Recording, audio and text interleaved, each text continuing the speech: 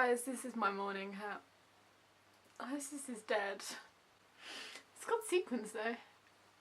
I've had this for ages. Its time has come. Isis is gone. Oh, it makes me so sad. So basically the whole plot in my head of Sunday was Isis died. Well, she hasn't actually died yet, but pretty sure she can die off camera because anything major that ever happens off camera in Downton Abbey. Thomas Roundup.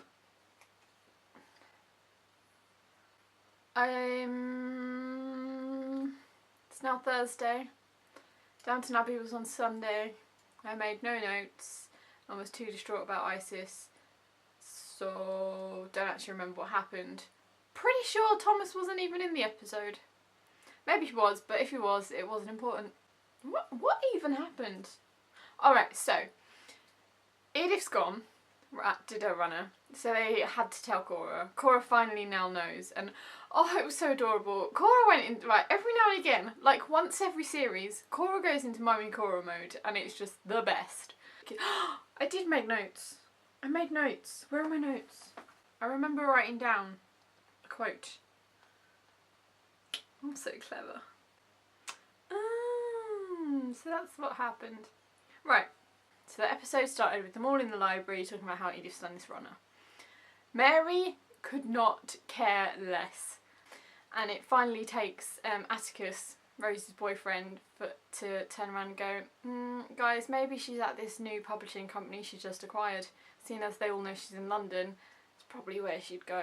Granny and Isabel still aren't actually saying that they know that she's run off with the baby until Mrs. Drew turns up and is like, let me tell you a thing about your daughter. So Cora finds out from Mrs. Drew about Marigold, and then Cora confronts Granny and Isabel and is like, what the heck were you doing? Like, seriously.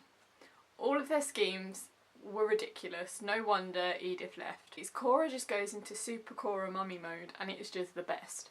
Because, like, just do not mess with her daughters when she's in this rage. She hatches a plan to go and find Edith. Her and Isabel are off on the next train. And she's like, we will find Edith and we will ask her what she wants to do. Because up until now, everyone's just told her what to do and she doesn't want to do any of it. So let's just find her and get her to do what she wants to do. So Cora and Isabel march off down to London. They find Edith and confront her in her new job. And she's like, I'm not going to talk to you. So Cora's just like, fine, we'll discuss it right here then in front of all your new colleagues. So off they go to a coffee shop and they start talking about it. The new scheme is that they will go back to the Drews. The Drews won't be able to look after the baby because they can't afford to. Therefore, Edith will take the baby off her hands. She can go and join in the nursery with Sibby and George, which is adorable. As the train pulls into Ripon, Mary and Anna are on the platform. So obviously they can't be seen getting off the train with Marigold. So Cora and Edith quickly hop out. And Mr. Drew then has to come on to help them get the bags. But really he then stays on till the next station with Marigold and then comes back again later when Mary would have left. Thing is, Anna's seen this. So as soon as she goes back to the house, she's like, Mrs. Hughes, there's something really weird going on with this baby. And Mrs. Hughes is just like, seriously, Anna, mind your own business. Anna in this episode was so irritating. Honestly, I don't even know what has happened to her. Like, Bates's just evilness has just inflicted onto her and is just... evil is now running through her. She hasn't really done anything, right, so they've just been giving Baxter the silent treatment and just acting like complete children every time Baxter walks into the room. She's like, guys, I had to say something to the police because I was in a really awkward position. I don't want to have to discuss it with you, but I had to. There was nothing I could do. And the two of them, just like every time she walks into the servants' quarters, she's just like, they're all like, and they just glare at her like she's ruined their lives.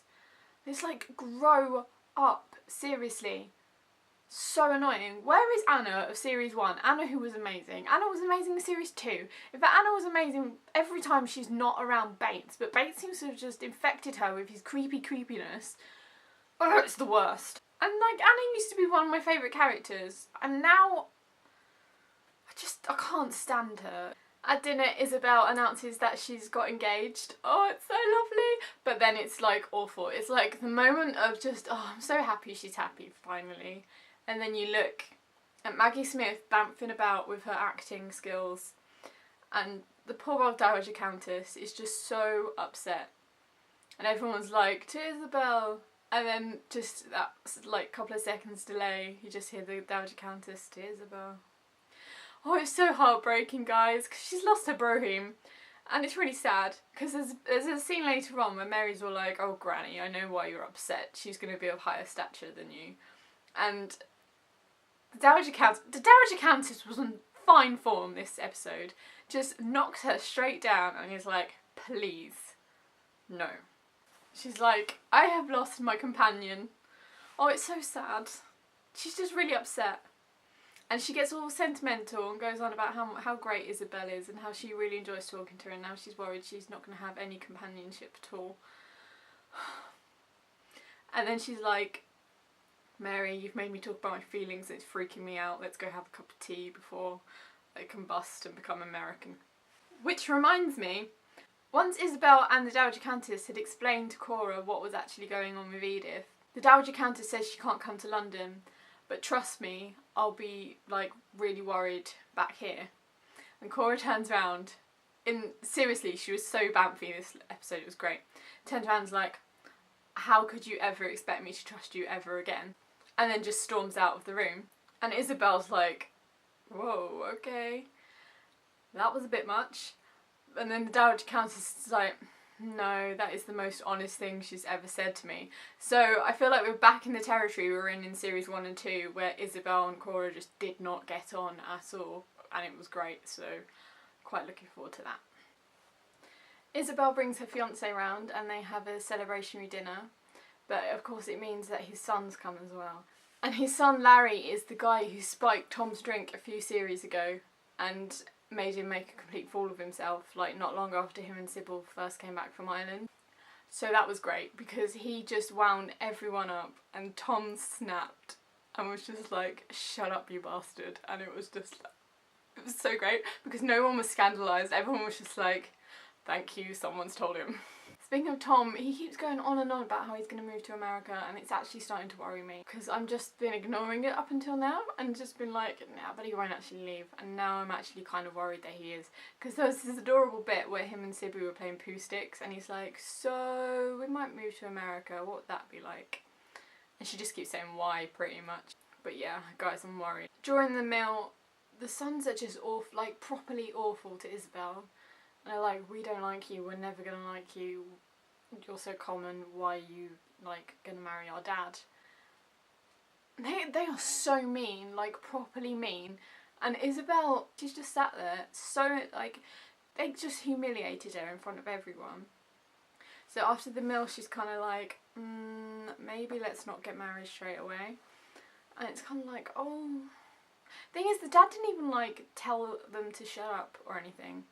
So that was kind of annoying, because I was kind of like, dude, stand up for your woman, tell your sons they're out of line, sort themselves out. So straight after this scene of Isabel and, I can't remember what his name is, the fiance, saying maybe we won't get married straight away, then cuts to a scene with Rose and Atticus, and those two are so adorable. Atticus proposes, and it's so cute because he's kind of like, do I have to get down on one knee? And she's all like, yes, but it won't be for long. So, oh, they're just adorable. So next week they're getting married. It's pretty common knowledge, there's pictures everywhere. But I'm so excited because they're just adorable. But weddings never go well on Downton, so who knows what is going to happen. And then the heartbreak of the final scene. So, Isis. Considering how awful she was looking, like lying on the floor and Cora petting the imaginary dog last episode, she didn't turn up until like halfway through this episode, and the whole of Twitter was like, guys, where's Isis? Why is Isis not in this yet? So Robert finally managed to get her to the vets, and he comes back just as Edith has got back and is telling everyone about how she wants to like take in Marigold. But Robert's just announced that Isis has got cancer and they wanted to put her down at the vets, but he couldn't bear to do it and wanted her to die at home. Oh, it's so sad. So, like, that was like one of the realest scenes ever with Robert, because Robert is just ridiculous sometimes, but Hugh Bonneville was like smashing it. Edith is just telling him about this plot, like, can I keep this baby? And the whole time he's just so distracted by the fact his dog is about to die at any moment. And it's just so sad. And then little Sibby comes over and starts patting Isis. Oh. And then the last scene is Cora's in bed and he walks in with Isis wrapped in a blanket in his arms, and he's like, I'm going to sleep in my dressing room because I know it's ridiculous, but I don't want Isis to be scared when she dies. So he wants her like in with him. And Cora's like, no, bring her in here, put her in between the two of us so she can know that she's surrounded. Oh, I can't even speak, I'm too upset. So that she knows that she's surrounded by two people that love her. And Robert's like, and two people that love each other very much. And oh, it's like the first time Robert's ever admitted that he actually loves Cora. Because, you know, never actually says it ever if you watch any of the episodes. But, you know, oh, it was just so lovely. So, I feel like, well, for a fact, next episode, that's it. Isis is gone. Isis has died off screen. So sad. Finale next week, and then it's the Christmas special.